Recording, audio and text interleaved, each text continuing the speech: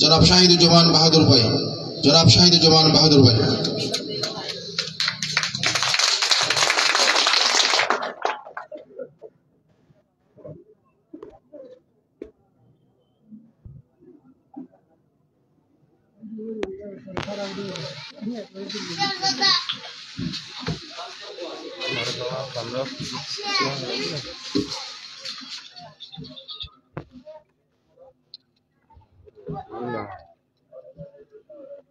বিসমিল্লাহির রহমানির রহিম। বাংলাদেশ জাতীয়তাবাদী কৃষক দল কুড়িয়াপালং ইউনিয়ন শাখা কর্তৃক আয়োজিত আজকের এই কর্মী সমাবেশের কৃষক সমাবেশের জনাব সভাপতি উপস্থিত আছেন তুকুর ছাত্রনেতা রামু উপজেলা যুবদলের সাবেক সংগ্রামী সভাপতি, বর্তমান জেলা যুবদলের সিনিয়র সহসভাপতি এবং কৃষক দল জেলা কৃষক দলের নেতা, সংগ্রামী যুবনেতা, আজকের অনুষ্ঠানের প্রধান অতিথি, প্রধান বক্তা জনাব মির্জা নুরুল আফসার, উপস্থিত আছেন রামু উপজেলা যুবদল কৃষক দলের সংগ্রামী সভাপতি, কৃষক দলের সংগ্রামী সেক্রেটারি, কুড়িয়াপালং ইউনিয়ন বিপির সম্মানিত সভাপতি, উপস্থিত আছেন কুড়িয়াপালং ইউনিয়নের ছাত্রদল, যুবদল, কৃষক দল, জাসাস স্বেচ্ছাসেবক দল, মহিলা দল সহ উপস্থিত আমার কুড়িয়াপালংয়ের আপামর জনসাধারণ, আসসালামু আলাইকুম ওয়া রাহমাতুল্লাহি ওয়া বারাকাতুহু। মহান রব্বুল আলামিনের শুকরিয়া জ্ঞাপন করি। আল্লাহ পাক রব্বুল আলামিন আমাদেরকে একটি সুন্দর সময়ে একত্রিত হওয়ার জন্য এখানে তৌফিক দান করেছেন, আলহামদুলিল্লাহ। এশারের আজান হয়ে গেছে, বক্তব্য দিব না, আরো বক্তারা আছেন। আমি শুধু এই কথাটুকু বলবো, 24-এর গণঅভ্যুত্থানের পর পুরো বাংলাদেশের সবখানেই পরিবর্তন হচ্ছে, কিন্তু আমার কুড়িয়াপালং এখনো কোনো পরিবর্তনের লক্ষণ দেখা যাচ্ছে না। আমাদের দুর্বলতার সুযোগ নিয়ে আমাদের বিএনপি পরিবার সহ 20 দলীয় জোটের আগের যে ঐক্যবন্ধন ছিল, সেই বন্ধন আমাদের অটুট রাখার জন্য আমি আহ্বান জানাচ্ছি।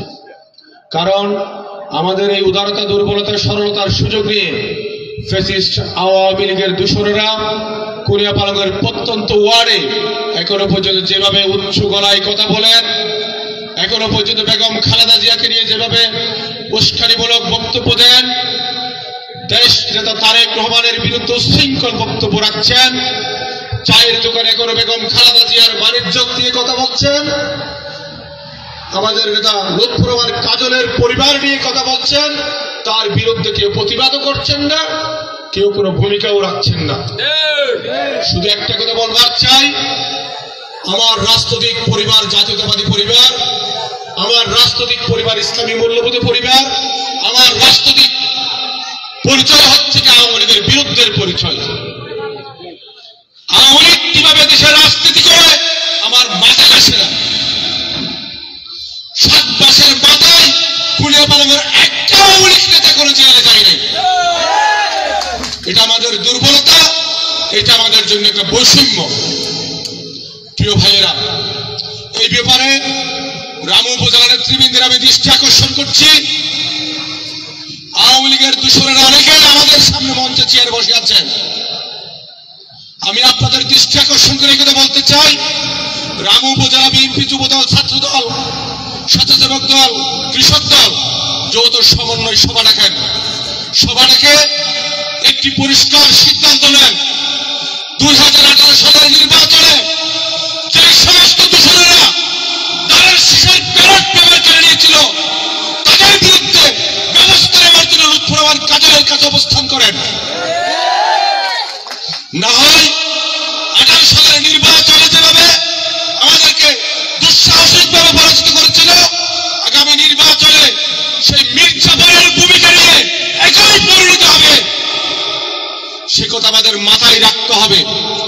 আপনারা আমাদের পাশে আসছেন, আওয়ামী লীগের অনেক দূষরদেরকে আমরা চোখে দেখি, আপনারা পিছনে বসেন, সামনের সারিতে আমাদের সহযোদ্ধাদের বসতে দেন। অনেককে আমরা দেখি মামলা মুকদ্দমা যারা কেউ ছিল, সংগ্রাম যারা কেউ করেছিল,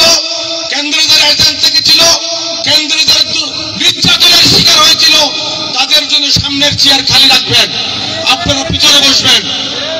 আমরা আপনাদের ক্ষমা করেছি তাই বিদায় সামনের চেয়ারে ঘেঁষাঘেঁষি করে আমাদের সাথে বিরক্ত করবেন না। নেতৃবৃন্দকে আমি দৃষ্টি আকর্ষণ করছি, 16 বছরের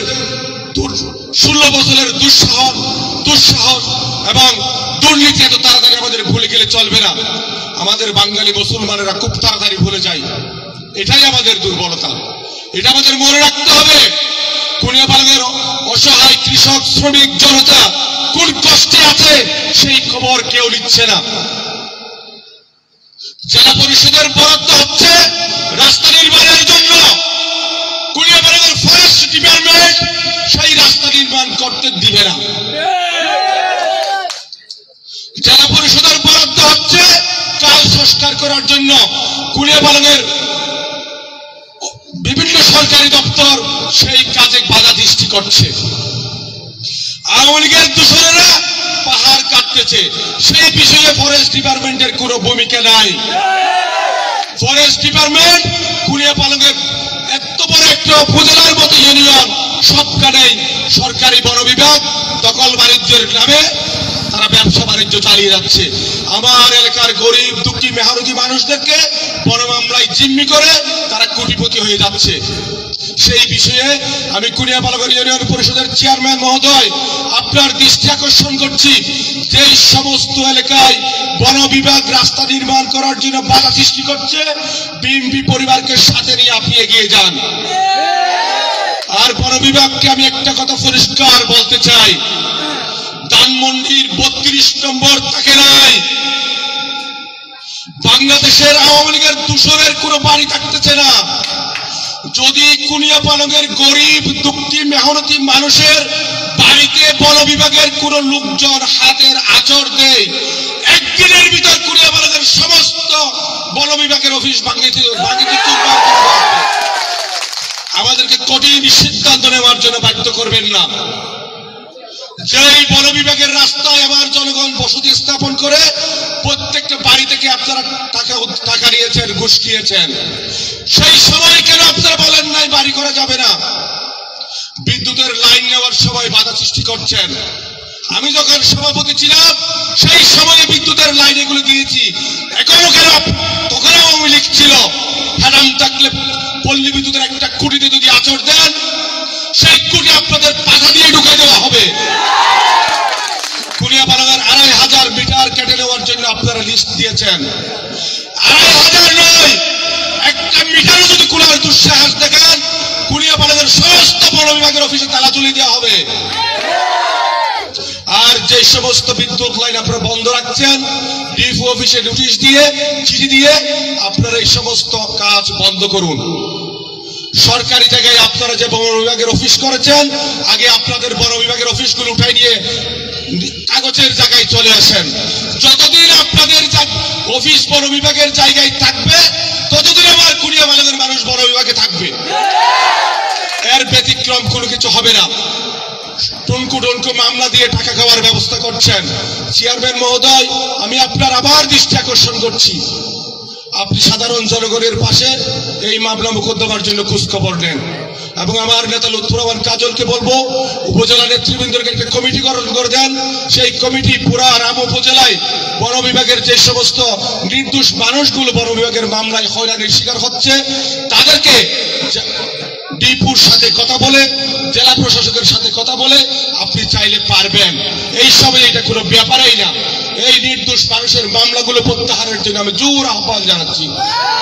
পরিশেষে আজকের এই কৃষক সমাবেশে উপস্থিত হওয়ার জন্য আপনাদের সকলকে মুবারকবাদ, ধন্যবাদ এবং কৃতজ্ঞতা জানিয়ে আমার বক্তব্য শেষ করছি। আল্লাহ হাফেজ। আসসালামু আলাইকুম।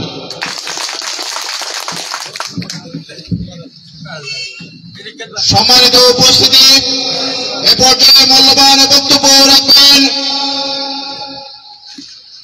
কুনিয়াপালং ইউনিয়নের নবনির্বাচিত বাংলাদেশ জাতীয়তাবাদী দল বিএনপির সম্মানিত সভাপতি জনাব এস এম ফরিদুল আলম। জনাব এস এম ফরিদুল আলম।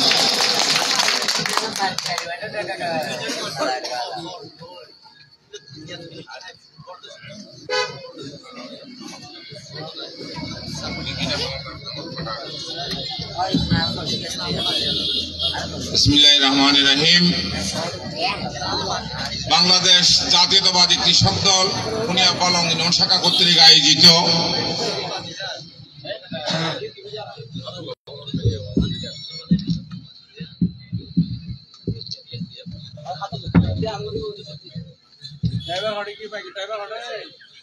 আজকের এই কৃষক সমাবেশের মঞ্চ উপস্থিত আছেন স্নেহের সভাপতি, কৃষক দলের উপজেলা নেতৃবৃন্দ, জেলা নেতৃবৃন্দ, বিএনপি পরিবারের সকল স্তরের সকল অঙ্গ সংগঠনের নেতৃবৃন্দ, আসসালামু আলাইকুম ওয়া রাহমাতুল্লাহি ওয়া বারাকাতুহু। বক্তব্য দিতে দিতে আসরের নামাজের পর শুরু হয়েছে, এখন এশারের নামাজ শুরু হবে কিছুক্ষণের ভিতর। বক্তব্য অনেক শুনেছেন, আমাদের বক্তব্য ইতিপূর্বে অনেক শুনেছেন, আজকে বক্তব্য দিব না। আপনারা সবাই সামনের দিনে বিএনপির সাথে সকল অঙ্গ সংগঠন ঐক্যবদ্ধ থাকবেন। সামনে অনেক ষড়যন্ত্র হতে পারে, রাজনীতি নিয়ে অনেক ধরনের সমস্যা হতে পারে, এবং আমাদের মা বোনদেরকে বাড়ি বাড়ি গিয়ে অনেকজনে অনেক অঙ্গ দলে আমাদের বিরোধী পার্টিরা উল্টা পাল্টা বুঝিয়ে তাদেরকে ম্যানেজ করতে পারে, সেদিকে সবাইকে সজাগ থাকতে হবে। এমনকি আমার ঘরে গিয়ে আমি এখানে বসে থাকলাম, আমার ওয়াইফকে যদি আরেকটা দলের লোকেরা গিয়ে কলমা ভরে আসে, আমি জানবো না, সেটা হবে না। সবাইকে সজাগ থাকতে হবে, কারণ বাংলাদেশের বর্তমান রাজনীতি নিয়ে বর্তমান প্রেক্ষাপট খুব সংকট বয়ে যাচ্ছে।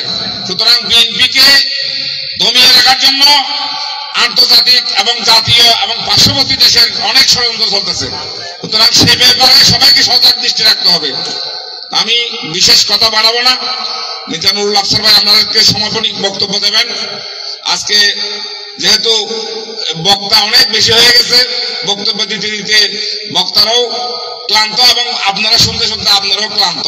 তো আজকে কৃষক সমাবেশে এসে আপনারা যে এই সমাবেশকে সাফল্যমণ্ডিত করেছেন তার জন্য, এবং এশার নামাজ পর্যন্ত আপনারা এখনো যারা অবস্থান করতেছেন, আপনাদেরকে কুনিয়াপালং ইউনিয়ন বিএনপির পক্ষ থেকে, কৃষক দলের পক্ষ থেকে আমি আপনাদের অভিনন্দন এবং আন্তরিকভাবে মোবারকবাদ জানিয়ে, এবং আপনাদের আগামী দিনে এই রাজনৈতিক যুদ্ধে, নির্বাচনী যুদ্ধে সবার সহযোগিতা এবং আপনাদেরকে পাশে আমি আর সংক্ষিপ্ত বক্তব্য শেষ করছি।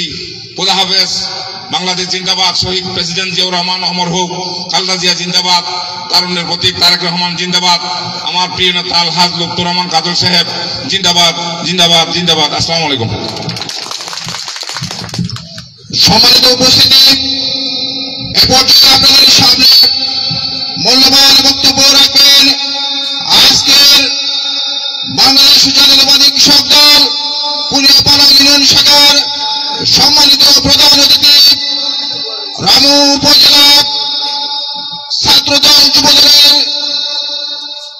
গড়ের কারিগর, সাবেক রামু উপজেলা যুবদলের সভাপতি,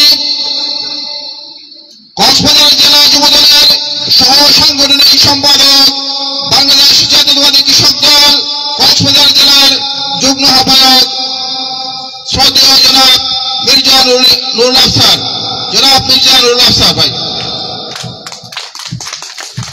বিসমিল্লাহির রহমানির রহিম। দীর্ঘ আসরের আগ থেকে আমাদের প্রোগ্রাম শুরু হয়েছে। আপনাদেরকে আমরা অনেক কষ্ট দিয়ে ফেলেছি ইতিমধ্যে। আল্লাহর ডাকও হয়ে গেছে, আজান হয়ে গেছে, এখানে বক্তব্য দেওয়ার আর পরিবেশ নাই। তারপরেও যখন আসছি একটু 1 মিনিটের জন্য দাঁড়াইছি আপনাদের সামনে। শুধুমাত্র এখানে যখন চলে আসছি, আপনারাও চলে আসছেন, পরিস্থিতির কারণে আবার অনেকে চলে গেছেন।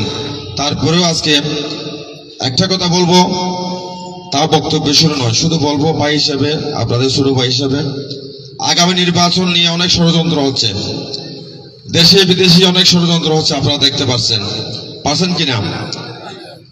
আমরা যারা বিএনপি করি, আমরা জনগণের ভোটের উপর বিশ্বাস করি।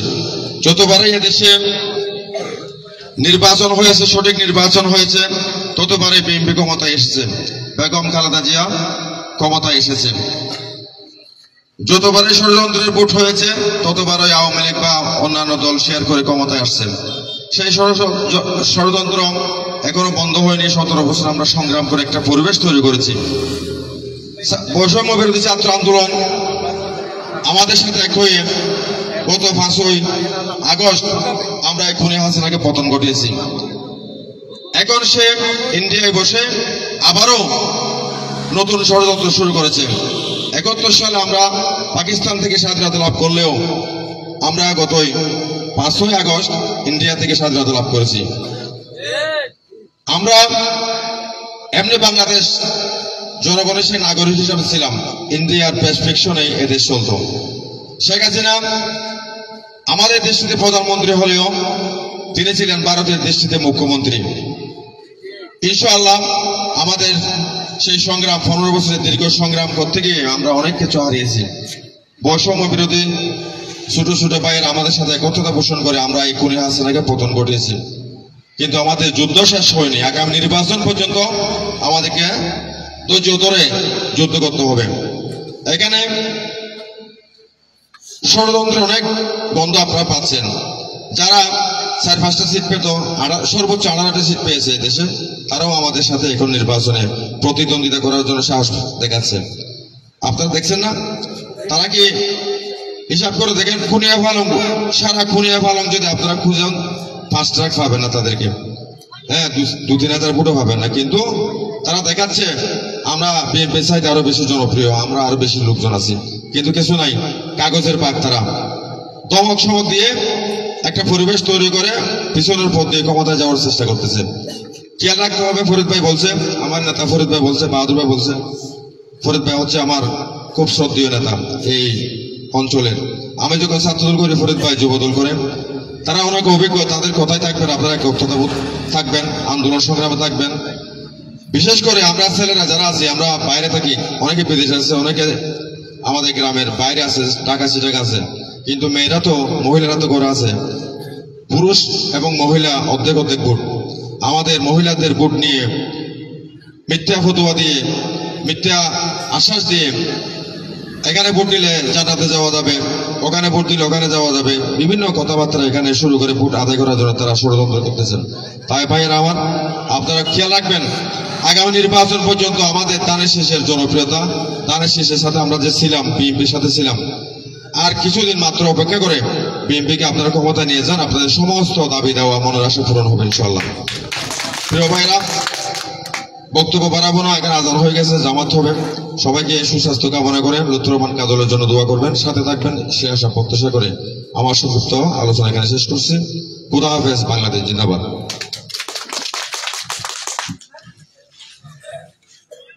সম্মানিত উপস্থিতি, এ পর্যায়ে আপনাদের সামনে সভাপতির সমাপনী বক্তব্য পেশ করবেন খুনিয়া পালং ইউনিয়ন কৃষক দলের সম্মানিত আহ্বায়ক, বিপ্লবী জননেতা জনাব লিয়াকত আলী ভাই।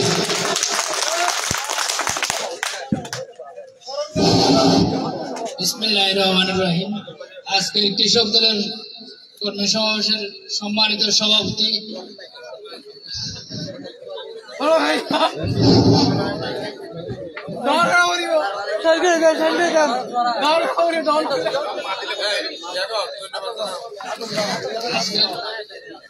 সবাইকে ধন্যবাদ জানিয়ে